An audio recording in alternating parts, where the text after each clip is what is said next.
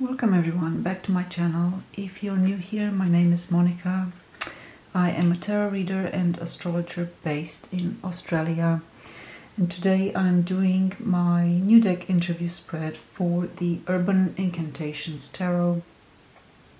This is a recent production by Lynyrd-Jym Marquez Narciso. I hope I've pronounced that right. And I did back this on Kickstarter and it arrived last week. So with most of my new decks, what I like to do is to bond with them over a period of time by doing a number of things, and my new deck interview spread is one of those practices that is fundamental to connecting with a new tarot deck. So I'm going to take a few moments and shuffle as I usually do and focus on my tarot spread. But for those who haven't seen it before, this is a 6-card spread where the card positions are as follows. First card, what are you here to teach me? Second card, how can I best work with you? Third card, what are your strengths as a deck? Fourth card, what are your limitations? Fifth card, what will our relationship be like? And sixth card, what is your guidance from me as a tarot reader?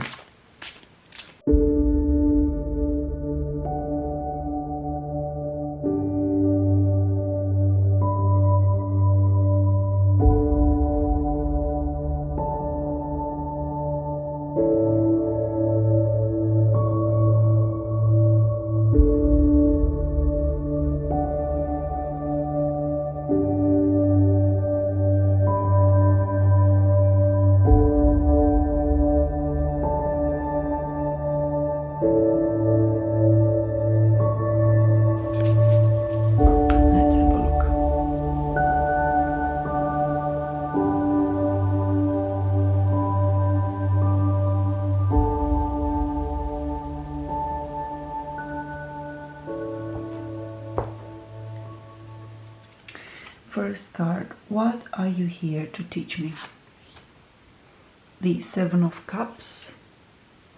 So I get the 7 of Cups, which is a lovely image of a person in a boat with all these fish around. So there's the idea of allowing myself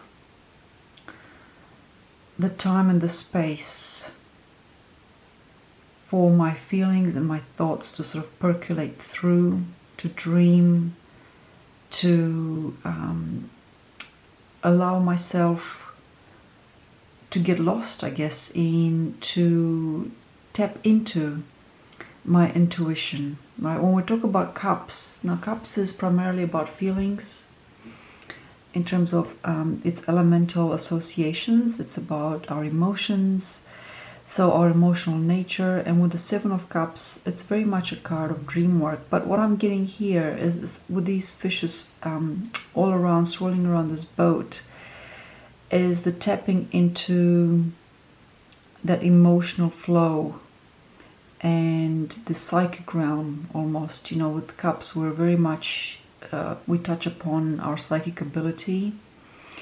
And I love the fact that she's just so relaxed. You know, she like allows herself to be carried by this current and trusts in the messages that come through. So that's the first card. What are you here to teach me? The second card, how can I best work with you? The Hangman. I think that this ties in very nicely with the previous card. So with the Hangman, we've got the idea of, again, allowing myself to see things from a different perspective, to best work with this deck. Like, I can't push things, I can't force things. I have to allow the messages and the information to sort of come through and go with that flow, and allow myself to see things from a different perspective. Yeah, very, very interesting. I really like this. So that's how to best work with this tarot deck. And of course, this is a major arcana card, the very first one. So that's the second card. Third card, What are your strengths as a tarot deck? I'm going to put these down here. What are your strengths as a deck? Third card, the Magician. Whoa, this is very, very powerful. So this is, first of all, what strikes me that this deck holds power, and of course magic. When we talk about the Magician, you know, the ability to manifest, and just something about this deck. And you know, I really felt that way about it when I first saw it on Kickstarter. There was something about it in terms of, it's not the sort of deck that I would normally go for. I can't really explain it, and yet there was something like really alluring about it, and I felt like there was something, this deck held something for me to tap into and to work with. So the Magician as a strength is really, really powerful. It's another major arcana card, so that's one thing, but it also is a card of power. The Magician to me is a card of empowerment above so many other things. It's where we take control of our lives, you know, and we work with the elements in our lives and what we have, our own resources, to manifest something new. And I think that its strengths are that ability to be a force of power and to provide really deep, insightful and guiding messages that help to empower me. Okay, so I love to see that, a strength for this tarot deck. That's really beautiful. Fourth card, what are your limitations? Let's see. And we've got the Four of Wands. That's interesting. So I've got a card of positivity and celebration. You know, to me, this is a card of happiness and joy as a limitation. And how I'm reading this, and you know, other viewers might have a different opinion or disagree with it, and that's okay. I welcome all comments. But how I'm interpreting this is, it's not a light deck. You know, it's not a superficial deck. The Four of Wands to me is like, you know, the party. And when you go to a party and you know, in a celebratory mood, you're not gonna go into things in depth, or you know, it's not like therapy. It's not heavy, unless you know, you're going through some stuff and you drink too much and then you spill your guts out at the bar. I mean, you know, that can happen. But really, you know, when you look at these people and they're out in a bar and they're celebrating, they've got their arms up in the air, you know, it's like a light energy. And there's nothing wrong with that for its particular scenario, you know. But I'm talking about a limitation for a tarot deck, and I think that it's saying to not take things too lightly, or to brush over them, or to be superficial. That's how I'm seeing this, okay? That's a limitation for this tarot deck, for how I work with it, okay? Not that this is a limitation for the deck for everyone, but this is just my energy in working with this deck. Then this will be a limitation, or yeah, I can't use it superficially. That's how I'm seeing that. Fifth card, what will our relationship be like? The Queen of Pentacles. Oh, I love this. So, look at her.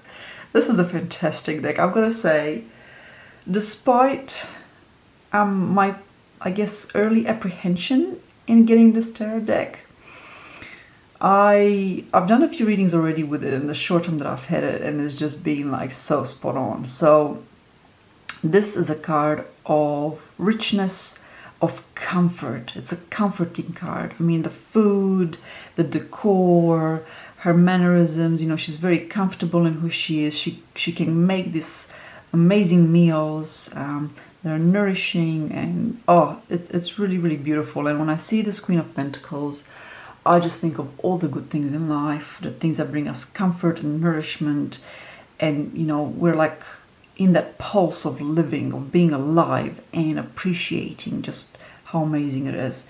So this is a great card about what our relationship would be like, because it will be a comforting relationship. It'll be familiar. It will bring nurturing for me, or it will bring stability as well. We know the Pentacles we've got in the material realm. What is comforting, what's stable, our senses, you know, we look after our body and our vocation and things like that. So yeah, a great card for a relationship. I see it as a thriving relationship, right? To me, the Queen of Pentacles is about things thriving and manifesting on the earthly plane, and it's about abundance, essentially. But we enjoy that abundance, and there's nothing wrong with it. It's not a wrong thing to have things that you cherish and that you treasure, such as a tarot collection, for example. So anyway, a wonderful card to receive for what our relationship will be like. I think, I think me and this deck will have a great long-term relationship, and one where I will appreciate and value the guidance that I receive from this deck, and it will be very, very good for me emotionally, but also mentally as well. So card number 5, and finally the last card is card number 6. What is your guidance for me as a tarot reader? The Knight of Pentacles. Very nice. So here we've got this gentleman here doing a bit of work. Now, first of all, the Knight of Pentacles, we talk about honing our craft, about getting good at what we do, basically, getting good at our vocational path. Practice makes perfect with the Knight of Pentacles. I also see that as the Eight of Pentacles, that saying, but also the Knight of Pentacles, because he or she is essentially a worker. They are a worker, they are of service, they are in service, but they're also getting good at what they do through practice. You know, that workhorse, that Clydesdale workhorse that just keeps going and is solid and stable and grounded and you can depend upon. And that's, to me, the Knight of Pentacles message. For me as a reader, this deck is telling me I gotta keep practicing, I gotta keep working at it, I gotta keep learning. You know, all these gears here to me are about learning, understanding, and making things fit, because that's what gears do. When you've got two different gears and they're trying to, you know, fit together, they gotta do so perfectly, and there's that seamless match of their alignment that keeps things turning. Okay, so I really love this. I love love the message. This is not a review of the deck, but I've got to say, yeah, I might do a review on it in the future,